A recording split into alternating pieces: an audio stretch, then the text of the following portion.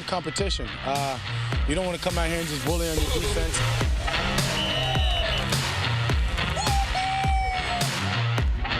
Just know that, like so many things, it'll happen.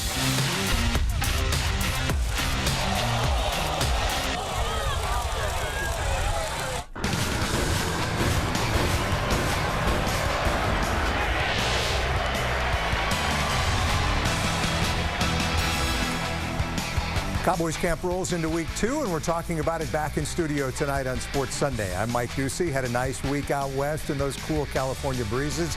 A chance to interview everybody from Jerry to Dak to Witten to Irvin, but still no Zeke Elliott. The holdout drags on, and today Elliott misses the blue-white scrimmage. Whatever will he do? A glorified practice we'll talk a little bit about here in a moment. The concern that the Cowboys are underplaying right now, but worth keeping an eye on, the back issues that all-pro guard ZACK Martin is dealing with. We'll hear from him. Going to hear from Dak Prescott tonight, his comments after the scrimmage, and my one-on-one interview with the fourth-year quarterback. That's all ahead here tonight. Nice crowd on hand in Oxnard for that Cowboys blue-white scrimmage game. Really more, as I said, like a practice, and more notable players on the sideline than actually playing in this thing. Amari Cooper, bruised heel. Sean Lee, Tyrone Crawford, among the defensive players not in pads. Dak had some good moments, hitting Randall Cobb over the middle here in 2-minute drill.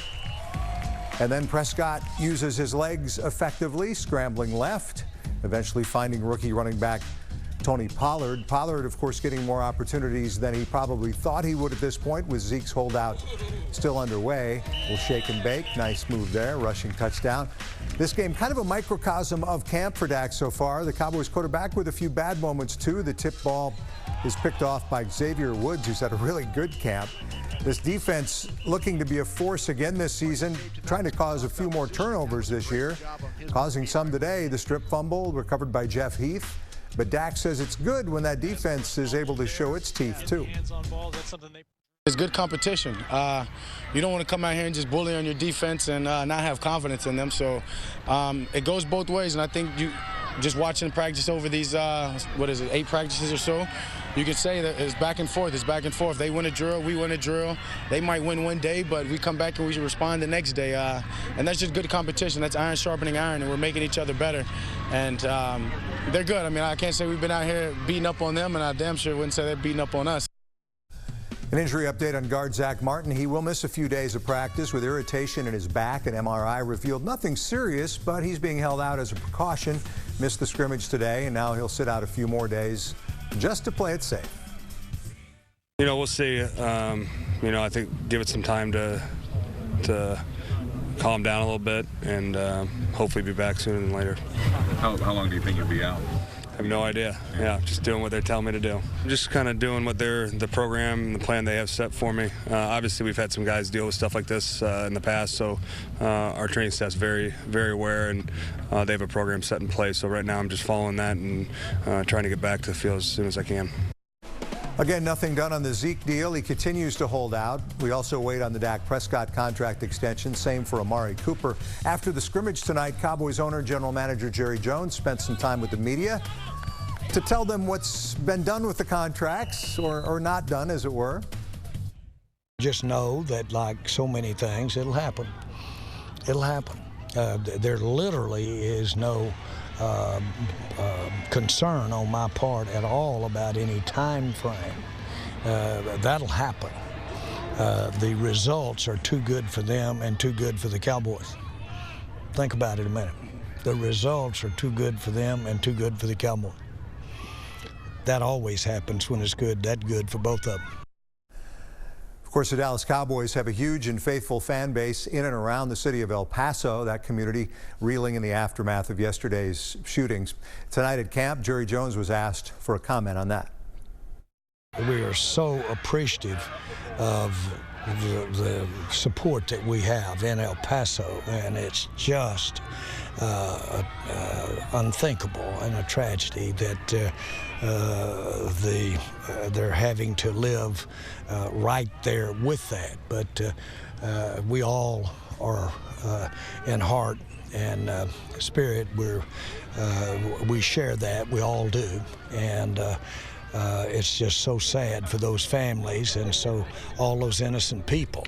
And obviously, we all want to think how can we make different those issues. I'm sure all Americans are thinking that way.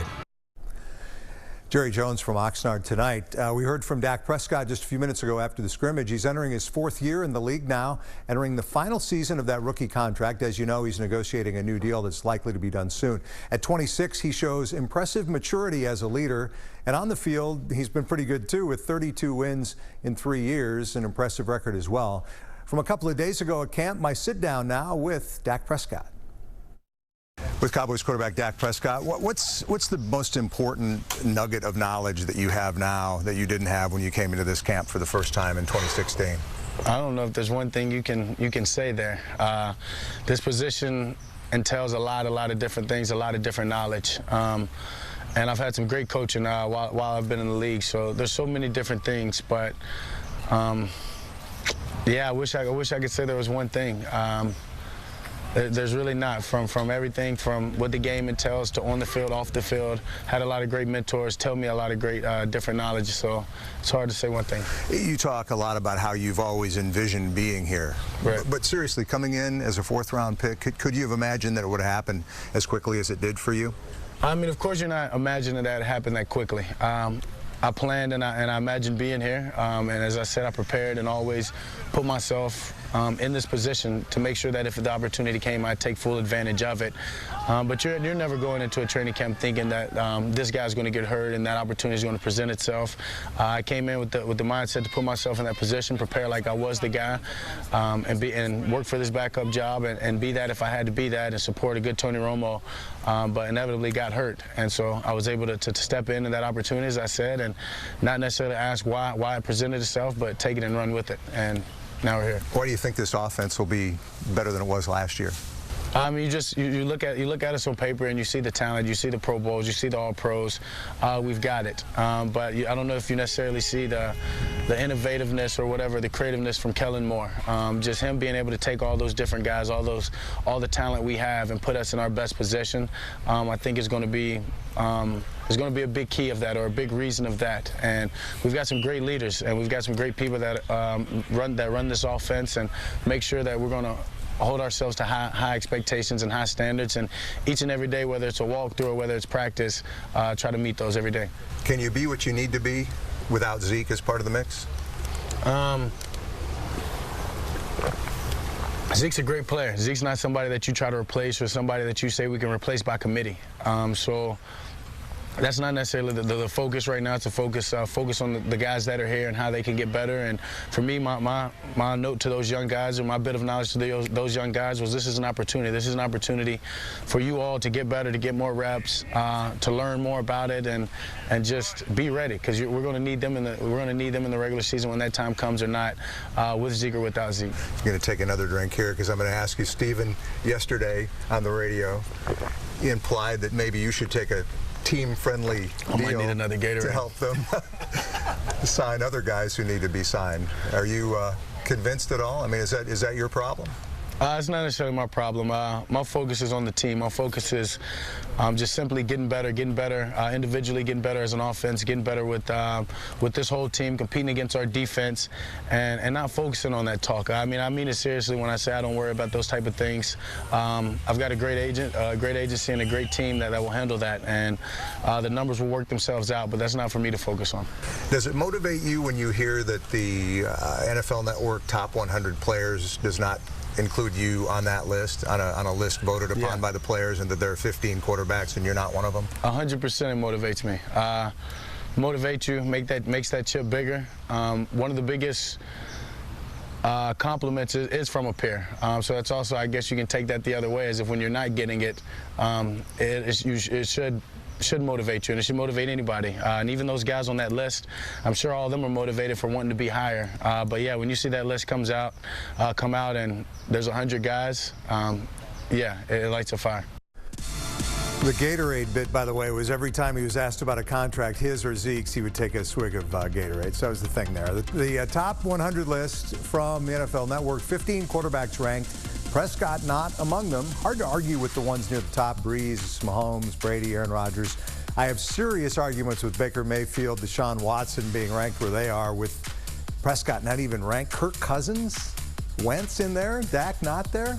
Second most wins entering the league, since entering the league in 2016.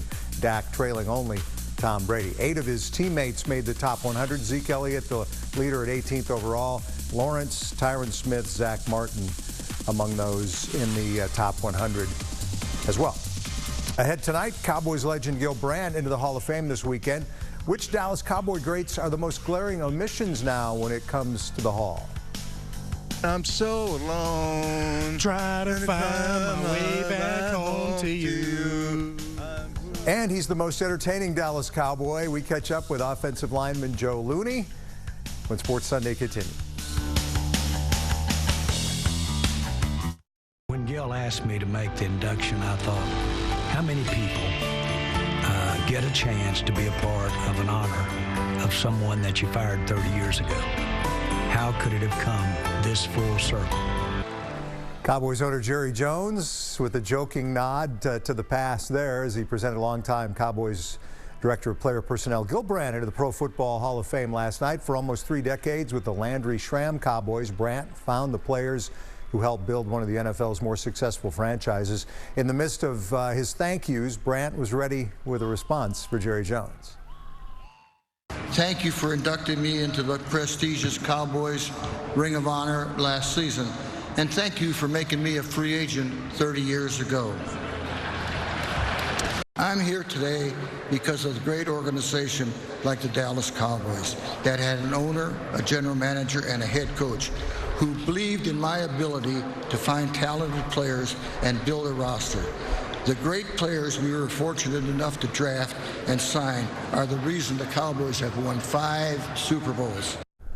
86-year-old Gil Brandt finally into the Hall of Fame. 10 of the players he signed to become Cowboys are in the Hall of Fame now, but more should be. These are the guys Gil would vote in: Cliff Harris, Drew Pearson, defensive back Cornell Green, the great linebackers Leroy Jordan and Chuck Howley. Some of those guys might be helped next year by the fact that for the first time 20 will be inducted into the Hall as part of the NFL's 100th anniversary celebration.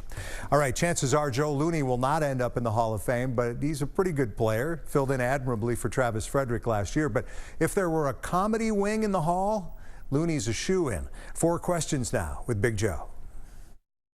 Back at Cowboys camp with 4 questions for Big Joe Looney. You ready to do this, sir? I'm ready, baby. Hit me. All right, shirtless and ready to go here today. I'll leave mine on.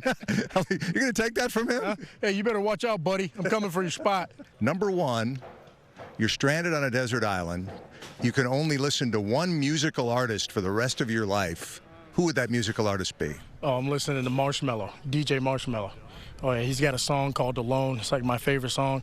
I'm so alone, nothing feels like home, which is, you know, kind of good for a desert island, too.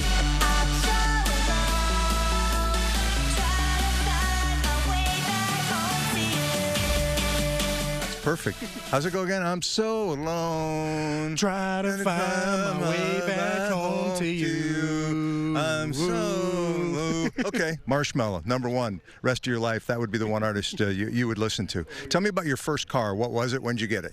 Oh, my first car was a green 2003 Nissan Altima. My dad helped me get it, but loved that car. I mean, I treated it like it was my baby. And, you know, my favorite color's green, so I had to get a green car. My first car was a 1969 Ford Falcon. And that's as bad as it sounds. As bad as that sounds, $500. Sounds like it could fly. $500. Number 3, favorite pig out meal. What is it? Oh man, it's definitely pizza. If I had to choose, you know, it's going to be Pizza Hut, thin crust, extra large, extra pepperoni. Got to have the extra sauce on there, and some chicken wings, some Wing Street chicken wings. That's my pig out session. And number 4, what's the last really good movie you saw? Oh man, you know what? Last night I actually watched a movie with Leo. I saw The Beach. excellent movie. Loved it. There's this urban myth going around here at the moment. It's about a beach. A secret beach. On an island that no one can get to. Loved it. They try to make this paradise on this island. It was actually pretty good. I never saw that Leo movie. I'm a big Leonardo DiCaprio fan, so it was good. It was on. I watched it. So you'll see the new one with Brad Pitt probably too, the Tarantino film, but you haven't had a chance to see that because you're busy or you're working. Yeah, I'm trying to, just trying to work on my craft and whatnot. Trying to, I got to get these abs right. I'm trying to get a six-pack. It's coming soon. I'm gonna get a tattoo. It says abs under construction until ... So 4 questions with Joe Looney. Thanks, man. Hey, appreciate you guys. See you again.